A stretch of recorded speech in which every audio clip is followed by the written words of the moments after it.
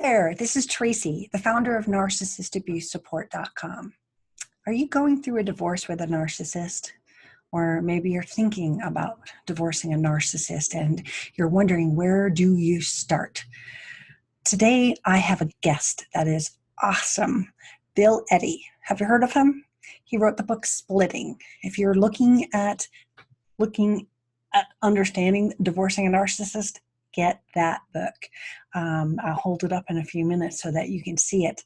But Bill he's a lawyer and a therapist, and he's combined the two to create this cool thing called the High Conflict Institute. And the work that he's doing is going to change our world. And today, we're going to talk about the black and white thinking of a narcissist. You know, when you're good and then you're evil. We're also going to talk about things that are the lies that they tell and the false accusations, and how do we handle ourselves in court? What do we do? So if you're looking to understand this, stay tuned and let's watch Bill, because the information you're going to find here today is like nothing you've ever seen. I'm so excited that he's here for me. So let's talk to Bill. Welcome, Bill. My pleasure. I'm glad to be with you. Yeah, I am so honored that you're here today. And I would love it if you could tell my viewers a little bit about yourself. Well, basically, I kind of have a combined career. I started out as a clinical social worker doing a lot of child and family counseling. And then I went into family law and became a family lawyer. And I think it was from putting both of these together, I started seeing how important certain personalities are in driving legal disputes, kind of mental health problem driving the law. And most people didn't even realize it. And when I started practicing as a family lawyer, when I made the transition, was really over 20 years ago. Wow. And so it's been a kind of a long, slow road, but more and more people are starting to realize, oh, there's something else going on here. It's not the issue. Say that again? Do judges notice that like this pattern?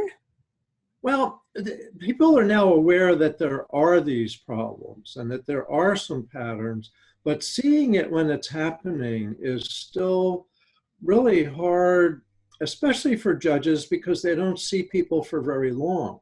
Mm-hmm. And so what we see is that kind of after the fact, they may go, oh, now I see. But when it's happening, especially because in court and in legal disputes, the first person to point the finger at somebody, everyone looks at the person they're pointing at, rather than, wait a minute, this person may be part of the problem or maybe most of the problem.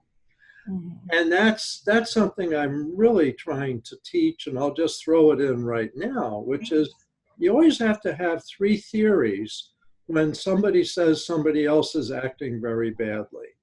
And the first theory is maybe it's true. The second theory is maybe it's not true at all, and the person saying that is acting badly. And of course, the third theory is that both people are acting badly. But if a judge, a lawyer, a mediator, a neighbor, family member, friend doesn't consider all three of these when they start hearing how awful somebody else is, then they're going to miss. And a lot of narcissists, as you know, we talk about in the Splitting book, are persuasive blamers. And they're so busy blaming that nobody looks at them. Mm-hmm. And that's one of the biggest problems that we see. Yeah, well, it's deflection, and it's all about calling attention. And you know, it doesn't give the victim the opportunity to point back. Right. Right. And people get overwhelmed.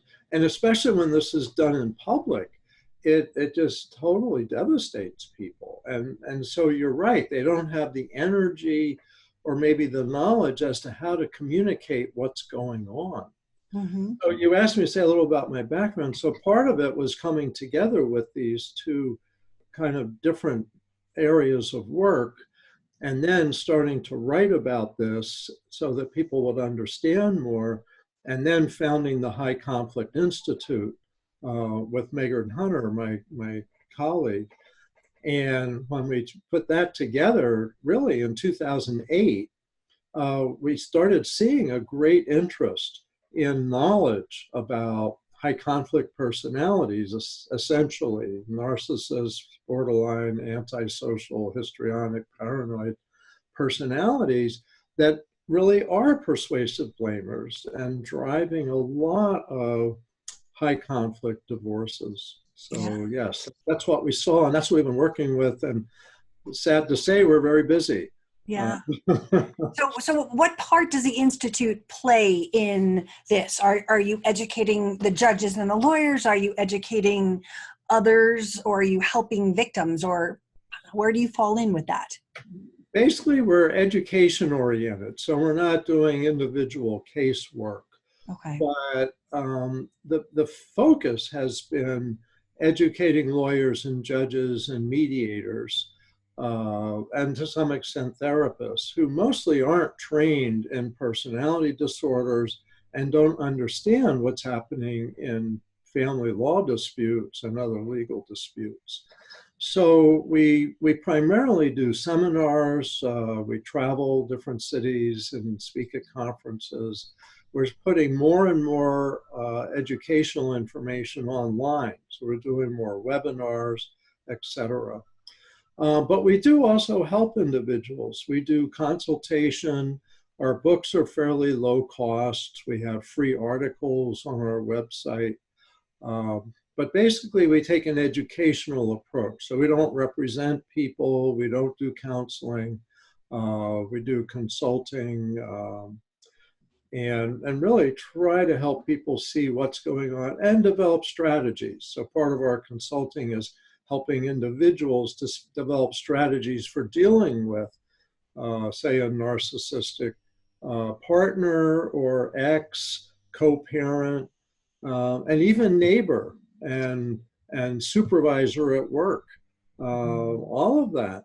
Okay. And organizations, I remember I consulted with a city council that had a very narcissistic member, and they were trying to figure out how to ease that person out of the council because they were undermining everything. Yeah. So it's part of our culture today, sad to say. Everyone asks me all the time, because I've only learned about this 3 years ago when I was a victim, and then got re-victim, actually 5 years ago, then 3 years ago. And so I'm not following this as long as you have. But everyone always says, it seems like it's an epidemic now. Is it because there's more YouTubers out there? Is it just that we're recognizing it? Or is it a whole generation of narcissistic people that have been born and coming into the light here? Well, there's really three main factors that go into developing personality. One is kind of your heredity, your genetic tendencies. So when you're born, you have already some personality style that may be part of who you are or are going to be. Then early childhood is a huge factor. And the first 5, 6 years of life are really where we learn how to get along with people in a close relationship. And part of what's so confusing about personality disorders, and by the way, I talk about personality disorders, but I don't assume everybody is in or out of that. There's a whole gradation, there's a whole continuum. And some people may or may not have a personality disorder, but still be difficult. Anyway, and similar methods of dealing with that. But in early childhood is when you learn how to get along with people, how to realize you and I can disagree, we can have different points of view, and that we can have an equal relationship rather than one having to dominate the other.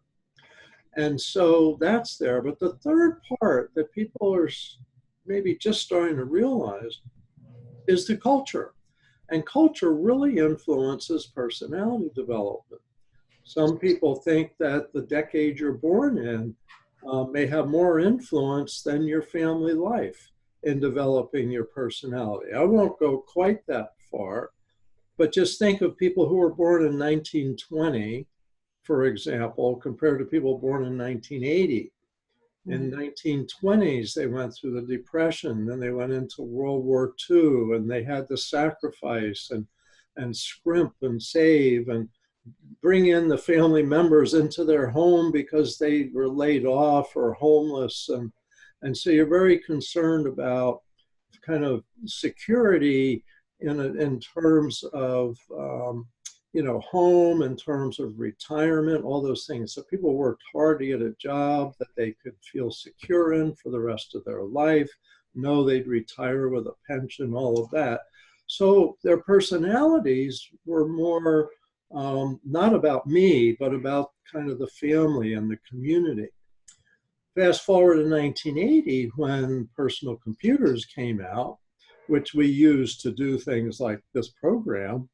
And if you're born in 1980, you need to learn all how to work all these electronic things. And you've got to promote yourself. There's no secure job. There's no secure retirement.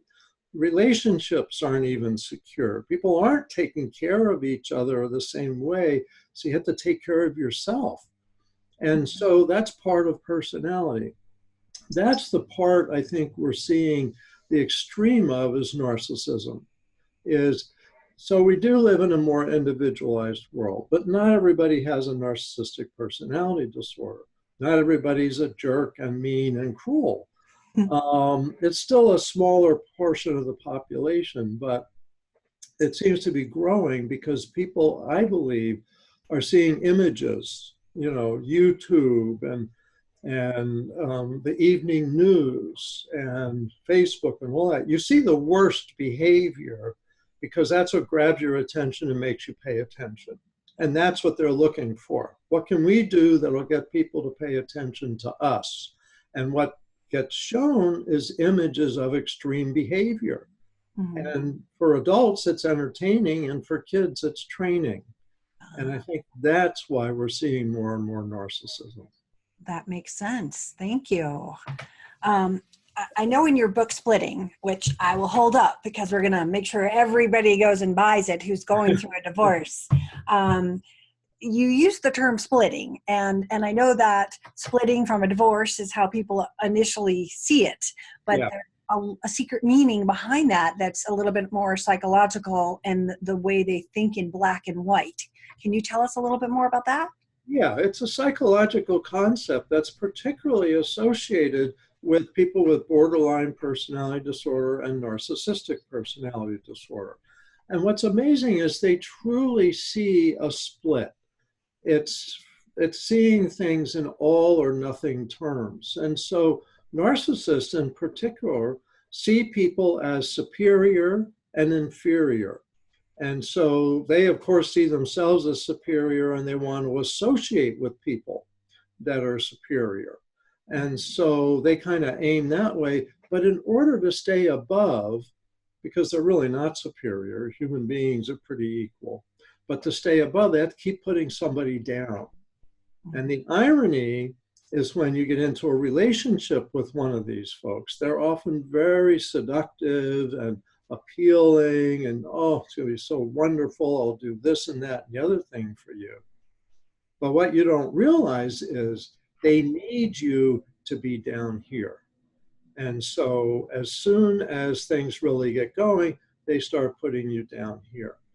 And so, and if you try to say, wait a minute, buddy, we're equals, then they have to work harder at putting you down there. And so that's the split for them, is superior, inferior. Now, people with borderline personality disorder often have a split that's more evil, you're all bad, and wonderful and perfect, and you're all good. And so there's this kind of like good and bad, and this superior, inferior. Now, let me throw in for a moment here, there's a significant overlap with narcissists and borderline personalities. So maybe close to 40% of people with narcissistic personalities also have borderline personality characteristics. But they both have that split. So you may get the feeling not only that you're inferior, but you're evil. And that can be pretty devastating to people. Yeah, I know for me, it came out in my divorce, was suddenly everything was wonderful. And then I was like the evil witch, and it was all manufactured, but I was so confused by it. It was like, how could you say those things? Where did that come from? Right, right. And one of the most important things is remembering it's not about you. It's about their lack of skills and lack of empathy, and that's just coming out of them. And to some extent, if this is their personality, this may go back to early childhood, and this may be who they are and how they've always been. And but it doesn't come out until you're in a close relationship or in a conflict, and that's when this stuff really comes out. It's an interpersonal disorder, and that's what the DSM says. The Manual for Diagnosing Mental Health Disorders is it's an interpersonal disorder, and that's what's so confusing about personality disorders, because you don't see them until you're close. And that's when you start seeing them. And until the mask falls, or the situation isn't in their favor. Maybe they realize they're not going to be able to always put you down. Maybe you get stronger. And that's when the evil turns on, in my opinion. Yeah, yeah. And I think it's good that we think in terms of behavior, not people. So yeah, there's evil behavior, but not evil people. That's how I like to look at it. Yeah. And I think part of it is that we need to learn, to the extent that's possible, is to manage these folks rather than having the goal to do what they do to us back to them. And that's really a concern, is in my mind, and that's a lot of what happens in family court, is it just escalates, back and forth, and people get hooked into using the same tactics of insults and blame. And I think you can succeed much better, and I've seen this over and over again in family court with divorces. You can succeed much better by focusing on information and being the straightforward person rather than the attacker and blamer and all that stuff. But it's easy to think in terms of evil, because the behavior is really devastating. Yeah, it was such a change from the person that I knew, and I know people say the same thing. It was like day and night, and then for me, I had to defend myself in court. Everything was an accusation, and I didn't want to go that path, but you suddenly found yourself, no, I didn't steal money, and it was all that what they were doing, but that's how it escalates, and that's how you begin this war, is you're fighting for your own life in a way. Yeah. Well, what you maybe have gone through really is the problem of the three theories, which is they're often projecting themselves onto you, and the people, the decision makers and people around you need to know this could be entirely about him, not about you. And people go, well, isn't there a little bit of truth in everything that people say? And the answer is no. Not always. Some people lie blatantly over and over again. There's no truth at all. It's totally manufactured. I've been in family court where people have submitted declarations detailing terrible behavior that doesn't fit at all. And I found out they got it from someone else's declaration in another case. And it's like, yeah. And that's the sad part about family court, is all these shenanigans show up there. It's somewhat of a battleground rather than an investigative, let's really understand what's going on process, because it's structured as a battle. Yeah. I picture the rock'em sock'em robots when you did that. Those little things we used to push a button and they go pow, pow. Right. That's what it felt like. But the lying that happens in court, lying where they're making things up, obviously to a victim, that is like shocking and horrifying, and knowing you didn't do that. But how does someone deal with that? If they're being accused of these things, what's the best advice that you can give them? What I always say and have done representing people in court is as being matter of fact tone of voice. And, you know, here's the information, and communicating that you're totally information focused. Here's the information on this day. This is where I was. This is what I was doing. I made some notes. And so this is, my notes are refreshing my memory. He said this, I said that, he said this, and then I said that. And so the accusation is not true, not accurate, and here's what really happened instead. And what I find is most family court judges like that, and they see the one person and the other person going, here's information. Mm-hmm. And it's very helpful. And I found over the years as a family lawyer appearing in the same, you know, courts over and over again, the judges got to know I was pretty much a straightforward guy. I'm not, you know, trying to win by being overly dramatic. And I'm not manipulating the court about what even the legal standards are, because some lawyers will manipulate and say, well, the law says you have to do this, when in fact it doesn't. Fortunately, I think that's a minority, but that's who gets a lot of the attention. Yeah, it's sad. It's sad because the blamers are almost training the judges to react a certain way, I think. Yeah, well, what's interesting is react a certain way and use emotions. And that's something that you see a lot, because emotions get kind of under the radar. When you think of TV ads and the little jingle and the, you know, the drama or whatever, and it just gets into your brain without even realizing it. And next thing you know, you can repeat the jingles and you never consciously thought to memorize it. Mm-hmm. But because it gets in. So emotions get into your brain more directly. Factual information takes some processing and going, oh, I see where that goes, and fitting that in. Mm-hmm. But anyway, it's a tricky process to go through, and it's so sad that people have to go through a high conflict divorce to just end a relationship that's not working well, often for both people. Yeah, it is sad.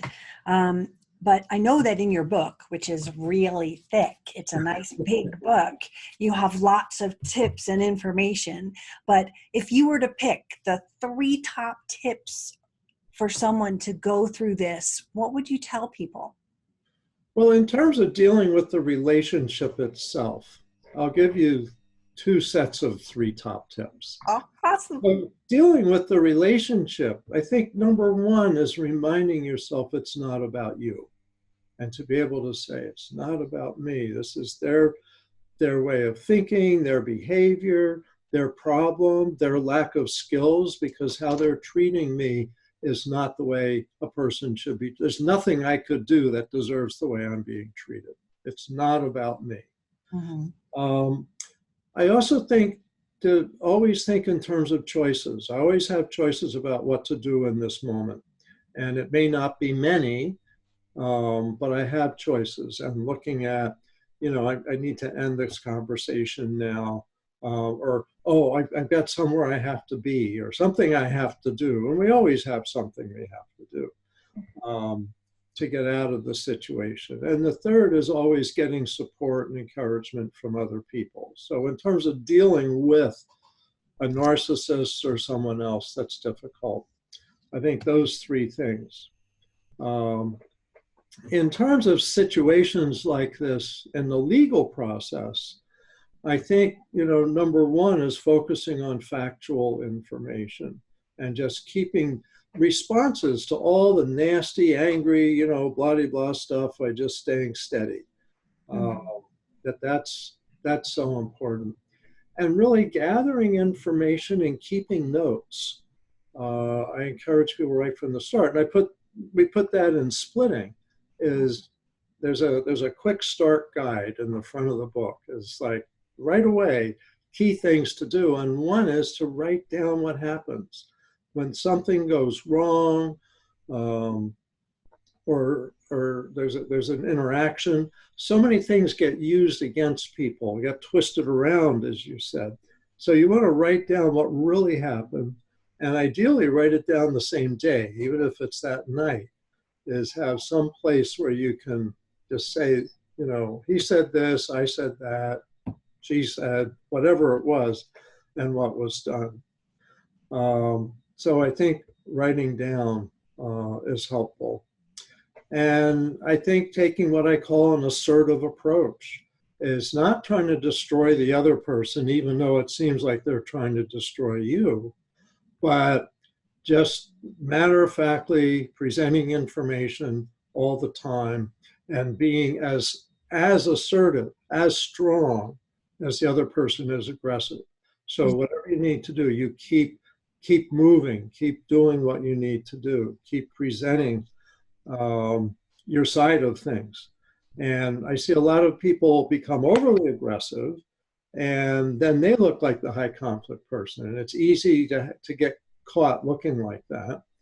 And the other is people who are too passive and just go, you know, what can I do? Or maybe if I pretend I'm not here, they'll go away.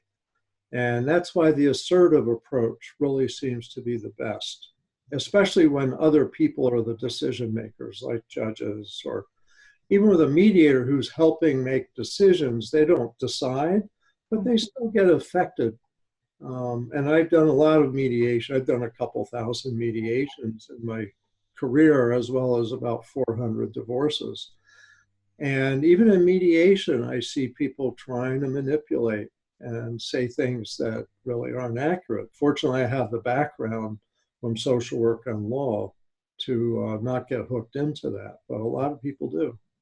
So how does someone pick a, sorry, go ahead. I just say that's my tips. 2 sets of 3 tips. I love those. Thank you. Yeah. How does someone pick a good lawyer that understands this? Because everyone always asks me, well, how do I find a lawyer? And I know lawyers don't have on their website, I specialize in narcissists. It just doesn't happen. Right. I know they're looking for high conflict, but they don't know it's going to be high conflict yet. How does someone get the right choice? Well, I have a chapter in the book, Splitting Book, about finding a lawyer and like interview 3. What I say is most important is communication. Get someone you feel comfortable you can communicate with. And I do a lot of consultation by phone and Zoom and Skype and such. And more clients are getting lawyers who are interested in hearing more. And so I do a lot of my consultations with the client and the lawyer on the phone. And we're talking about strategy and issues and what to expect. And in many cases, the lawyers are maybe 3/4 of the way there, just because you can't do family law without dealing with high conflict cases and dealing with narcissists. But there's nuances that they don't realize. And that's what I can give them in terms of strategies. So a lot of it is just asking, finding someone you can communicate with, someone who's open. And I think people should say, I have some information that might be helpful. Is it all right if I bring you articles? Or, you know, I read somewhere a chapter in a book, if I send that to you, is that okay? And a lawyer that says, hey, you know, I know my business, don't tell me how to do my job, that's not the one you want. You want someone that says, hey, I'm always learning. Sure. Send me that. And I see so many lawyers nowadays who do want to form a good working relationship, that I think it's just finding them. Yeah. I always, when I talk to my clients, I always tell them when they ask that question to ask them what books they would recommend. Because if a lawyer has never heard of your book or some of the other divorce books, what do they know? Yeah. And I think that one of the key things that I teach, I want to slip this in there because you mentioned books, is the Splitting Book was written geared to individuals, not professionals, but I wrote it in a way that professionals can benefit. And one of the most gratifying things for me was when one of the judges read the splitting book. Unfortunately, she did it after she retired. And I was thinking, oh, you know, but she was very knowledgeable and good and still had friends. So I think she told them about it. But I do have another book that's geared to professionals and I think helps them and that clients should encourage lawyers to consider. And that's the book, High Conflict People and Legal Disputes. And it's in its second edition now. And in there, I talk about how to present the case about someone with personality disordered behavior without saying personality disorder. And so I describe in there, you pick 3 or 4 patterns of behavior, and then 3 or 4 of the worst examples of each of those patterns, and explain these patterns aren't going to change because they've been going for 10 or more years. Mm-hmm. Therefore, we need really strong court orders to protect the children, protect me, etc. And they get patterns. But if you start saying, well, he's a narcissist, you know what to expect, Your Honor, it's like, yeah, game over. Right. Yeah. So anyway, there is that other book if they're looking at lawyers that they might, and what I suggested, maybe they just tab that chapter that mm-hmm. has that so that the lawyer doesn't feel they have to read the whole book to get something out of that. Yeah, especially when they're charging you $400 an hour. Just read a chapter. Yes. Yeah. All right. This has been really helpful. Do you have something else to add? Oh, I could add a whole lot. I think pacing yourself, hanging in there. The way I wrote the splitting book, it's really the first part is getting ready. There's a lot to do before you say, honey, I want to get a divorce. That will help lay the groundwork to make it go easier in terms of gathering information, consulting with therapists, lawyers, etc.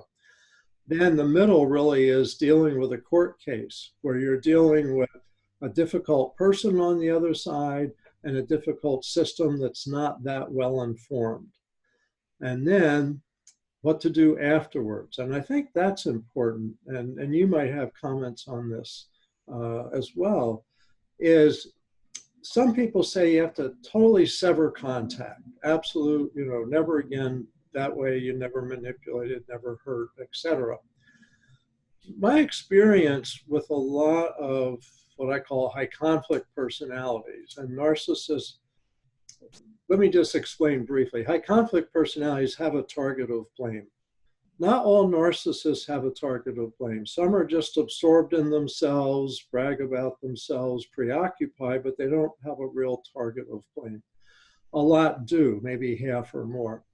Some of the other personalities are like that also. But when you're dealing with someone like this, that you want to, I just lost my thought there. There's too many going on at once. I hate when that happens. Yeah. So there was a point I was getting to, and I got off on the side point there.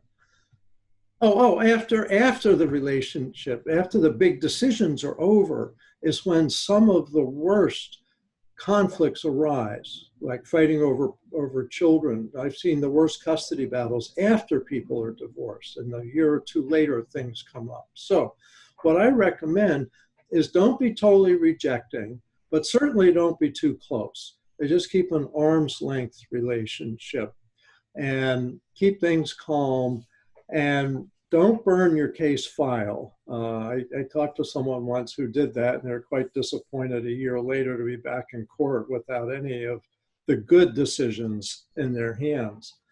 So that's what I would say, is that afterwards, just keep a balance. Just kind of keep things managed rather than, because when you absolutely try to cut somebody off, they try to dominate and take control back. So you want to just ease them out. Right. And in general, if people are dating, there's another thing. My colleague Megan and I, we wrote a book called Dating Radar a couple of years ago. because we realized that they're helping people get divorced for 10 or 20 years. We wanted to help people avoid having to get into that situation.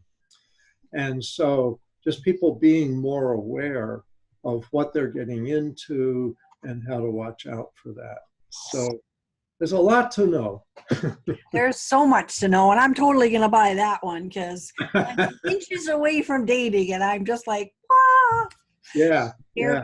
I see narcissists everywhere, and I don't think that's a good thing either. So a little bit of good advice would really help me. So I'll make sure to get that for sure. Great, great. Yeah, I think it's a problem of our age and that we need to learn how to deal with it and help each other. So yeah. People need to know they're not alone. I think that's a lot of what you're doing, is trying to educate and help people. So. Educate, and I have a big Facebook group, and I have support groups here in Colorado that we meet once a month, and you know, just having that community is what saves so many people, to know you're not alone. Yes. Yeah. Absolutely. Absolutely. Well, good. So thank you so much for joining me. I really appreciate it, and we'll tell everyone to buy your books. All right. Well, thanks very much. And also let them know about highconflictinstitute.com. Yes. Lots of free articles and other information. They need that. Thank you. All right. Well, good luck in everything you're doing. Thanks. All right. Well, I hope that you enjoyed that interview. I know I did. It was such an honor to talk with him because I think that he's brilliant. And our homework, I love to give my clients homework. I love to make them go buy books. So if you're going through a divorce with a narcissist, I suggest that you get this book called Splitting. His co-author is Randy Krieger, who is the co-author of Stop Walking on Eggshells. Have you heard of that one too? That's a great book too. So after we got off camera, I talked to Bill, and he told me about these free webinars on his website that are geared towards lawyers, but anyone can watch them for free. And they're basically going to give you advice for in the courtroom. And I'm going to go tune in and listen to them now because I'm sure it's full of all kinds of great information. So this is Tracy. If you haven't subscribed, please subscribe. I love to interview the authors that I think that you should be reading the books for. And I've read about 200 or 300 books at this point. And every time I read a new one, I want to introduce you guys to the authors because that's how we learn. As a survivor myself, of course, I've got my stories. Of course, I've got my lessons and the things that I've learned. But it's nothing like listening to the experts. And the experts truly are Bill Eddy today. So thank you all for joining us, and I'll see you next time.